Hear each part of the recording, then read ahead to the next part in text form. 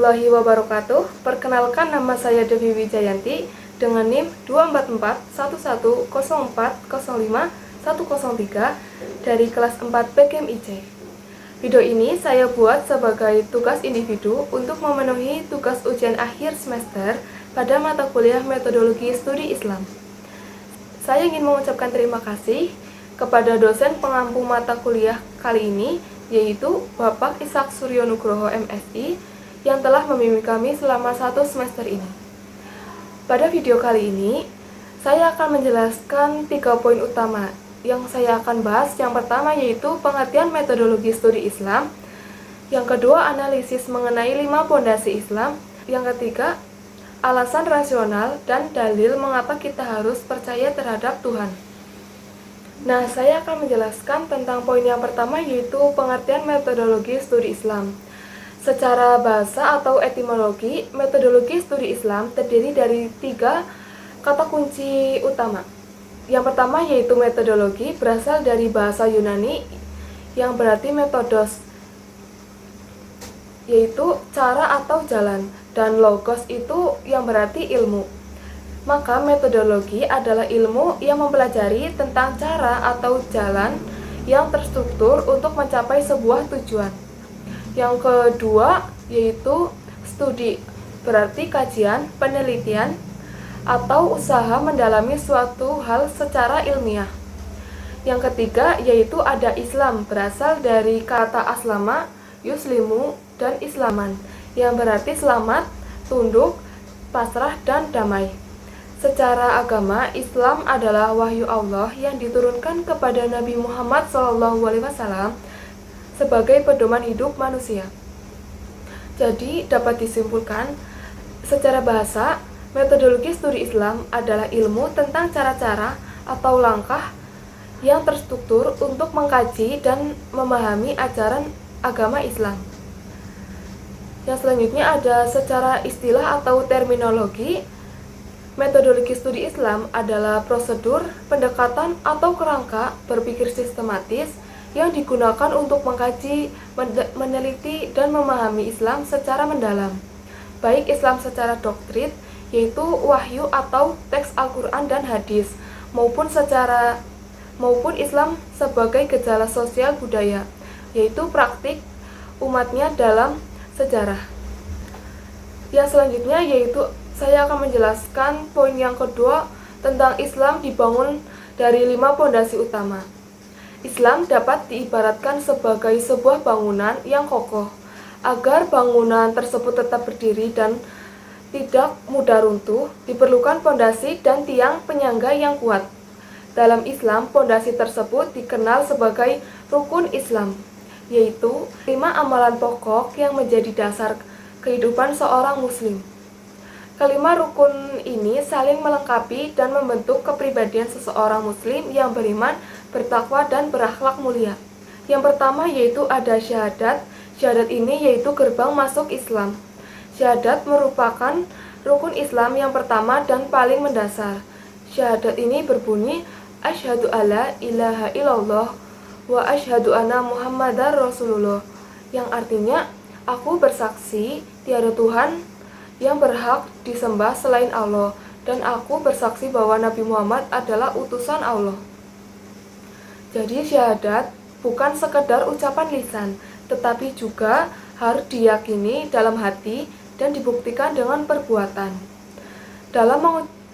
Dengan mengucapkan syahadat, seseorang menyatakan keimanannya kepada Allah Subhanahu wa Ta'ala dan menerima seluruh ajaran yang dibawa oleh Rasulullah SAW.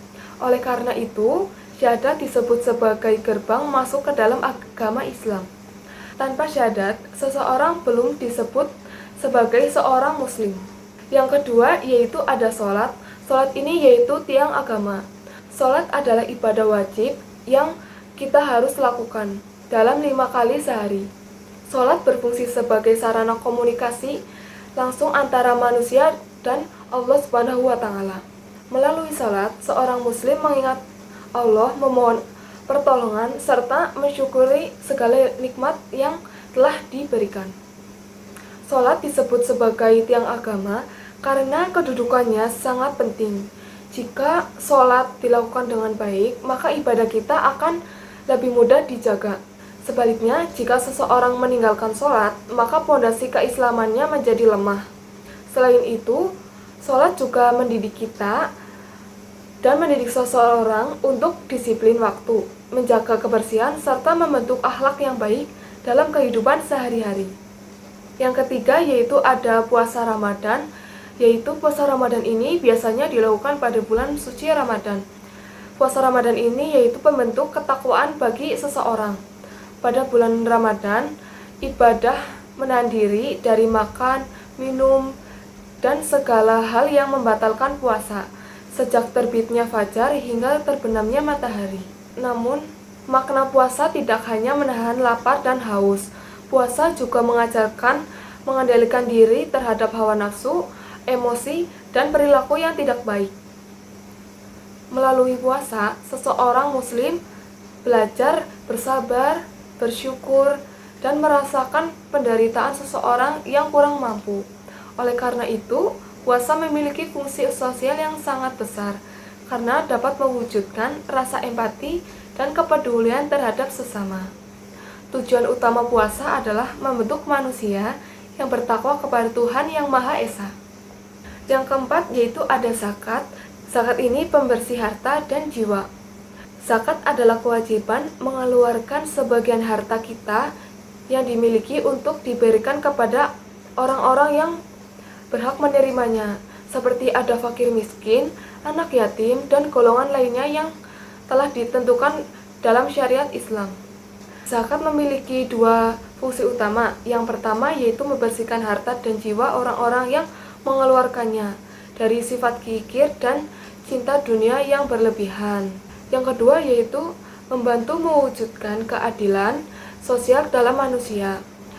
Dalam zakat, kesenjangan antara orang kaya dan orang miskin dapat dikurangi, sehingga tercipta kehidupan yang lebih harmonis dan sejahtera. Melalui zakat, Islam mengajarkan bahwa harta yang dimiliki manusia bukanlah milik pribadi sepenuhnya, tetapi terdapat hak orang lain yang harus ditunaikan. Yang kelima, yang terakhir itu ada haji atau penyempurna keislaman. Haji adalah ibadah yang dilakukan dengan mengunjungi Baitullah di Makkah pada waktu tertentu dan melaksanakan rangkaian ibadah sesuai syariat Islam. Haji diwajibkan hanya sekali seumur hidup bagi muslim yang mampu secara fisik, mental, dan finansial. Ibadah haji ini mengandung banyak pelajaran penting seperti kesabaran, pengorbanan, persatuan, dan kesetaraan manusia di hadapan Allah Subhanahu wa Ta'ala.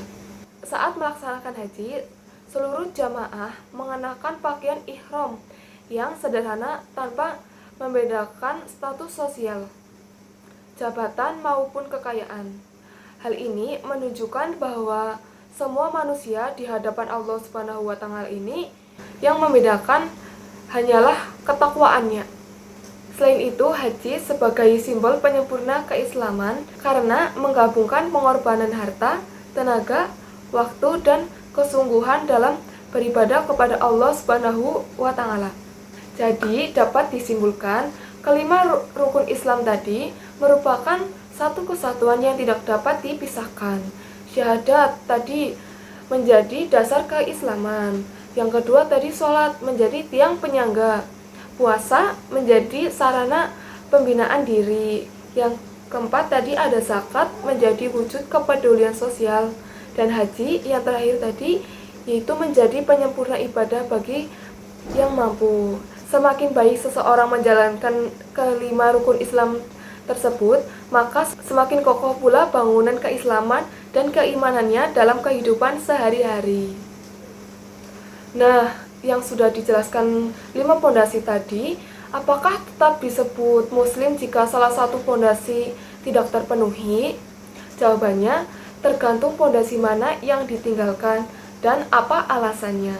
Islam adalah agama yang sangat adil dan tidak memberatkan umatnya. Kita bisa membaginya dalam 3 kategori, yaitu ada yang pertama, meninggalkan syahadat, keluar dari Islam. Syahadat adalah syarat mutlak.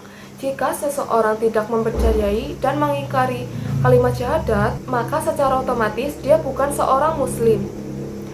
Yang kedua yaitu tidak terpenuhi karena tidak mampu, tapi berarti dia tetap masih muslim sepenuhnya. Untuk pondasi zakat dan haji, Allah memberikan syarat khusus, yaitu hanya bagi yang mampu. Jika ada seorang muslim yang hidupnya miskin, jangankan berzakat atau pergi berhaji, untuk makan sehari-hari saja dia kurang mampu, maka dia tetap seorang muslim yang sah dan tidak berdosa.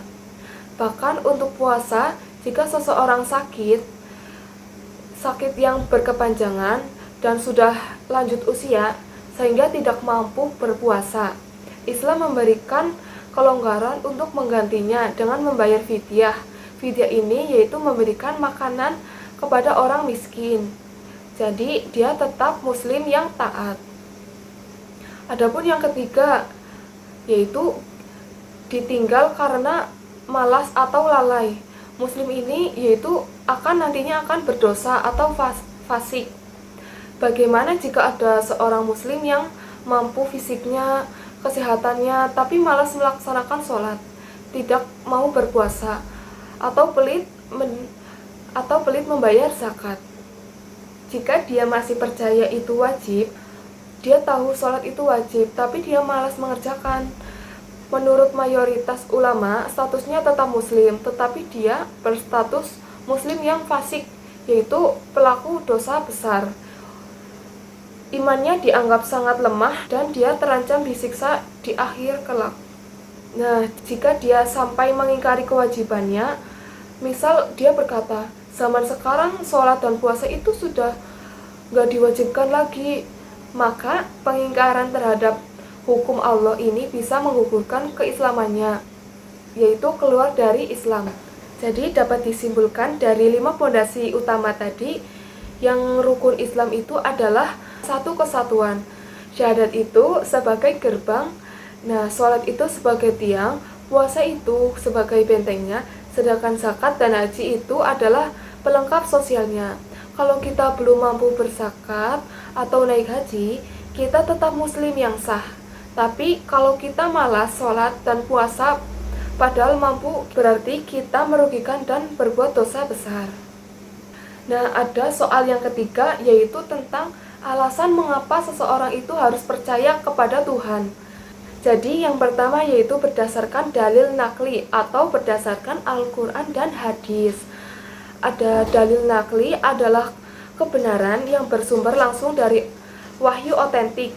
Salah satu dalil yang kuat mengenai keberadaan dari keharusan percaya kepada Tuhan yaitu tertuang dalam Quran surah Al-Ikhlas ayat 1-4 yang berbunyi, Qul huwallahu ahad, Allahus somad, lam yalid walam yulad, walam yakul lahu kufuwan ahad. Yang berarti, katakanlah Muhammad, dialah Allah yang Maha Esa, Allah tempat meminta segala sesuatu. Allah tidak beranak dan tidak pula diperanakan, dan tidak ada sesuatu yang setara dengan Dia. Selain itu, ada dalam Quran surah At-Tur ayat 35, Allah menantang logika manusia. Apakah mereka diciptakan tanpa ada sesuatu pun yang menciptakan, ataukah mereka yang menciptakan dari mereka sendiri? Jadi ayat ini, yaitu Quran surah At-Tur ini ayat 35, menegaskan secara mutlak bahwa alam semesta dan manusia tidak mungkin ada dengan sendirinya tanpa adanya sang pencipta. Nah, yang kedua ini berdasarkan dalil akli, yaitu argumen logika atau akal sehat. Dalil akli ini menggunakan pendekatan rasional, salah satunya menggunakan logika. Paling terkenal untuk membuktikan keberadaan Tuhan atau Allah ini adalah teori kausalitas atau teori sebab akibat. Nah, logikanya, meja dan tukang kayu. Sebuah meja kayu yang rapih tidak mungkin tiba-tiba terbentuk di tengah hutan tanpa ada tukang kayu yang memotong. Nah, ada juga keteraturan semesta. Bumi berputar pada porosnya dengan kecepatan yang pas. Jarak matahari ke bumi sangat presisi. Jika terlalu dekat, kita terbakar. Jika terlalu jauh, kita membeku. Sistem galaksi yang super rumit dan teratur ini secara akal sehat mustahil karena kebetulan atau ledakan acak tanpa adanya pengatur yang maha cerdas dan maha kuasa. Jadi kesimpulannya teman-teman, dari fenomena tadi kita harus percaya Tuhan, bukan cuma karena disuruh orang tua atau karena kita lahir dari keluarga muslim, tapi karena memang akal sehat kita pun tidak bisa mengelak atau alam semesta yang keren ini pasti ada penciptanya dan Allah sudah mengonfirmasi hal tersebut secara mutlak. Jadi tadi fenomena alam semesta, fenomena meja dan kayu itu tidak langsung saja membentuk sebuah bangunan atau sebuah bumi. Jadi kita harus percaya dari fenomena tersebut, berarti kita harus percaya ada pencipta di balik itu semua. Nah, itu tadi teman-teman dan Pak Ishak, itu tadi penjelasan lengkap dari saya mengenai 3 poin dalam tugas UAS metodologi studi Islam ini, mulai dari bagaimana kita memahami Islam secara ilmiah lewat metodologi yang benar, melihat bagaimana kokohnya bangunan Islam jika ditopang oleh 5 pondasi rukun Islam secara seimbang, sehingga pembuktian lewat akal sehat dan Al-Quran. Kenapa kita sebagai manusia mutlak harus percaya kepada Tuhan? Semoga apa yang saya sampaikan di video ini tidak hanya sekedar menjadi pemenuhan tugas saja, tetapi bisa membawa manfaat, mempertebal keimanan, serta menambah wawasan bagi kita semua. Saya pribadi menyadari video ini banyak kekurangannya dan jauh dari kata sempurna. Oleh karena itu, saya menampung semua kritik, saran maupun masukan dari Bapak Ishak dan teman-teman semua. Terima kasih banyak atas perhatian dan mohon maaf jika ada salah kata dalam pengucapan dan penjelasan materi yang saya jelaskan tadi. Selama video ini berlangsung, saya Devi Wijayanti pamit undur diri. Wabillahi taufiq wal hidayah. Wassalamualaikum warahmatullahi wabarakatuh.